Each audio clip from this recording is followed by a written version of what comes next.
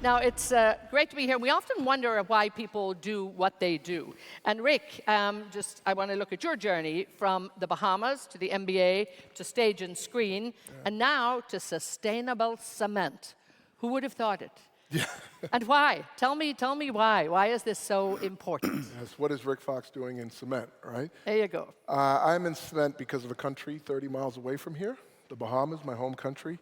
In 2019, there was a hurricane, a very devastating hurricane that gave me an insight on where we were going in our country.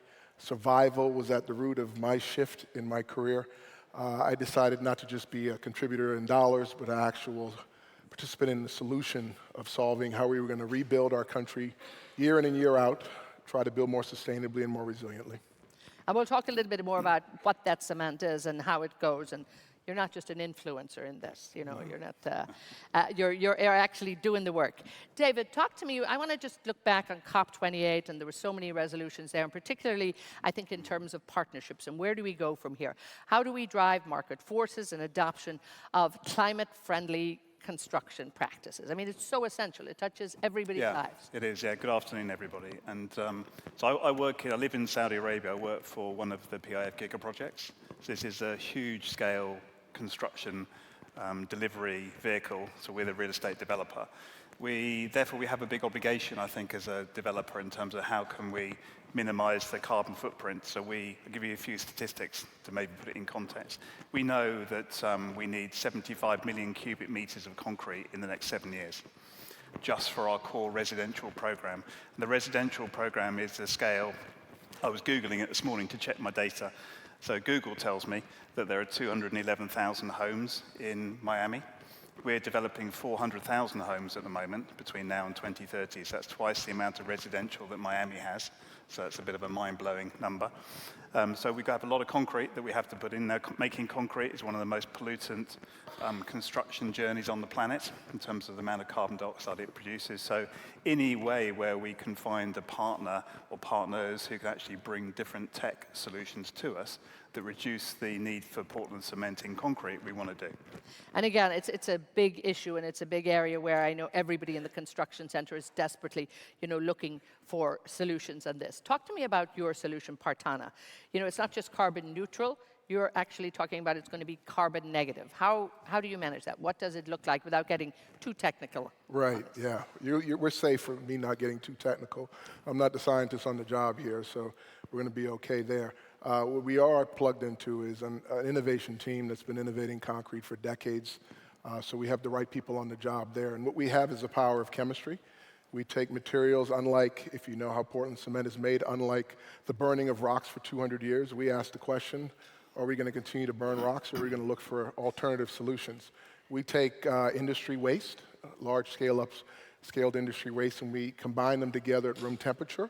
And through the process of our patents, we absorb CO2 at a very alarming rate, which is positive for our environment, and we avoid all the negativity that comes with the energy and the heating process of getting the clinker. So at the end of the day, we meet all the standards that you would need to build structurally or non-structurally with concrete, and we get the same properties as the finished concrete. I mean, it just sounds extraordinary, and I know in many big conferences I'm doing, looking at the energy transition, it always comes up, the concrete issue, and it's been tough for many of the big players as well. David, talk to me about how do you actually structure these partnerships, I suppose you talked about that, to really deliver the climate-friendly solutions, right across the sector. Well, I think we've been talking about concrete. You should have mentioned brine, I think. Yes. Because brine's a really important product in terms of your technology. Yes. So brine, of course, is the waste product of desalination. And in terms of the country that I'm living in, Saudi Arabia has an awful lot of brine as a waste product of desalination. So here's an amazing opportunity to actually use that in the best way possible. But back to the question, I think it's about, because of the demand, I mean, I mentioned concrete, but we also are working with lots of other partners in the market. We want to be an investor. We want to contribute towards the supply chain, bringing forward technology, and we're very committed to doing that. I'll give you another couple of examples. So we know our core mandate, we need 350 million square meters of paint. That's a lot of paint. So there are a number of companies in the world who have created the technology for carbon capture paint. So we've signed an agreement with one particular company. We want to invest in that company.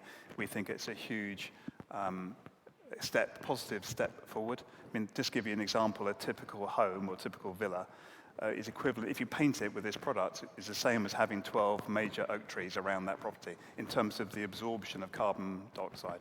That's really exciting.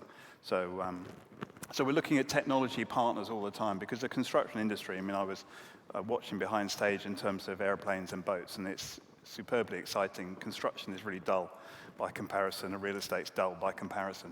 And it's a bit of a dinosaur industry as well. We're a bit slow globally in terms of actually bringing in technology, bringing in best practice, bringing in AI that we've been talking about this morning. So I think the obligation we have as a major player in the Saudi Vision 2030 is that we need to make sure that we step up, because if we don't, who is going to? And I think it's a real obligation we have as a company to be seen as a leading light globally, not just within Saudi, but actually as a global player. And you have a great opportunity to do it when we look back on those numbers you're talking about. I mean, this is scale. But Rick, let's look at what you're going to do in terms of scale. I mean, this is an innovative product. It needs a lot of investment because you want to scale this up. So talk to me a little bit about, I suppose, the relationship between Russian and yourself, and I'll have you both maybe talk about this. Well, I think it starts with the right shared values. Being in the Kingdom of Saudi Arabia, starting on the front line in the Bahamas, where the Prime Minister took leadership and really called me home to actually be a part of the solution. At that point in time, I knew it could be a solution for an island nation. What I've been fortunate to discover is spending time the last year and a half in the Kingdom and meeting gentlemen like David and Roshan, the example of values in the choices that they make to change the way we build in the world for good is not just talk, it's actual action. And the scale with which they're building provides the opportunity to attract the right partners and investment that understand this is for the long haul. We're going to go on a journey here, and we're not going to be for everybody to begin with, but we're going to be the right teammate and the right partner for those that care about changing the world. Now, we might have a few minutes. For the afternoon, I really want to try and get you involved. And later in many of the sessions, in the tech session, I'm going to be down there with you. So if you have any questions, please let me know, because I've only got them for a few more minutes. And construction, as we said, touches everybody's lives. You know, be it our home, be it our workplace, be it our entertainment. You know, we need to appreciate construction and probably do it an awful lot better. So please, I'll keep an eye out. Anybody want a question, please let me know. David, come back to new materials, and you talked about paint, you know, but also let's talk about, you know, water conservation. You mentioned brine and that, but there's a whole ecosystem around how you really revolutionize, I suppose, sustainable buildings. And again, you have almost a blank canvas. You're going to fill that canvas up very, very soon. But what do you really need to be looking at when you're looking at all of these new materials and making sure that you've got the right ones in place? I think you mentioned water. Let's maybe focus on that because we don't have much time. I mean, water, we talk about scarcity of water on the planet. Let's remind ourselves that water is finite, so it's always around. It just moves into different places. So sometimes it's in the wrong place in relation to where people live and where they want water. So actually it's a distribution problem, I think, that the world has, rather than the finite amount of water on the planet. But in a very dry, arid country as Saudi is, predominantly anyway, the West Coast is a lot more humid and there's more water. You've got to think about how you conserve water. So we, in our communities and our designs, we're recycling all the water in the community to water the public realm. So that's a very simple thing to do, but it wasn't really done before. We've seen in the last couple of years a lot more cloud seeding, which is an interesting technology in terms of what's happening. So some think it's very good, some think it's not. But it creates an awful lot of water. Then you get a massive amount of water suddenly, and there's no drainage. So then all the water gets wasted. So perhaps some of you have seen pictures recently of the flooding in Dubai, and it happens in Riyadh as well. Meters of water arrive within 24 hours, and then the city grinds to a halt. So we've got to think about designing ways of capturing water like that, I think, and recycling it. And if we can do that more effectively, then we've got to be doing the right thing. Rick, talk to me a little bit about the big efforts in construction, because when we think about it, it's absolutely vital to the future and to really mitigate climate change without a doubt. So where do you see cement fitting in, and should we be looking at this on a global scale?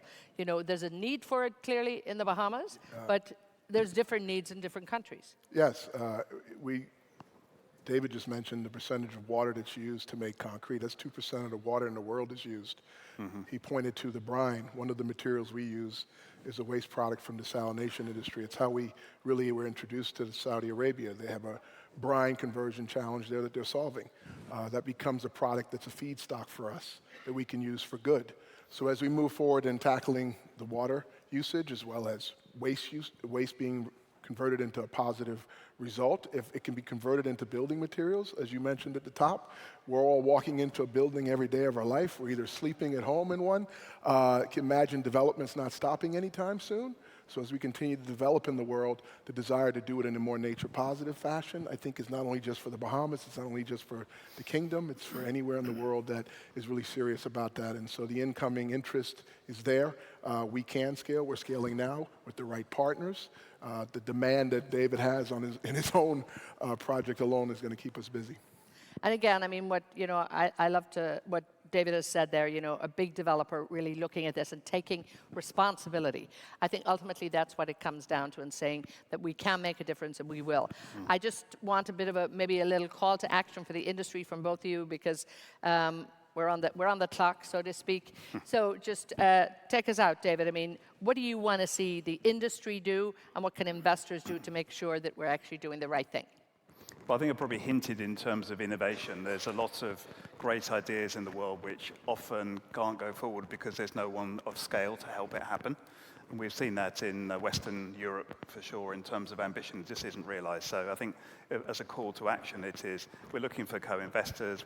We want to invest ourselves in technology. We open an innovation center in Riyadh next year where we will see a number of companies who are startup companies that Roshan will invest behind in terms of helping push these organizations forward, and hopefully we can bring in some of those ideas.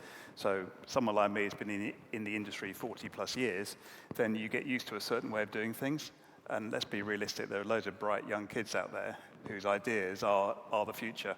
So it's an obligation that we have to actually bring that talent in within Saudi, amazing amount of talent within Saudi, but also globally, and bring that talent in and help push it forward. And indeed, that big mind shift the industry desperately needs, I think, without a doubt, an industry like construction to really have some fresh new ideas. And clearly, you're bringing them in. Your big call to action.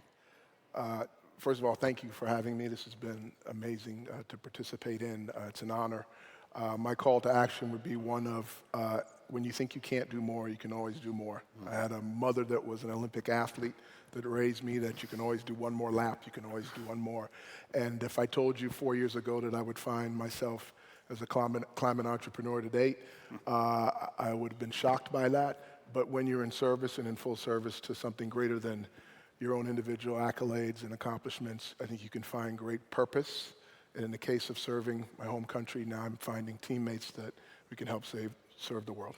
Super. Good luck to both of you. Gentlemen, thank you so much. Thank you. Rick Fox and David Grover, thank you so much.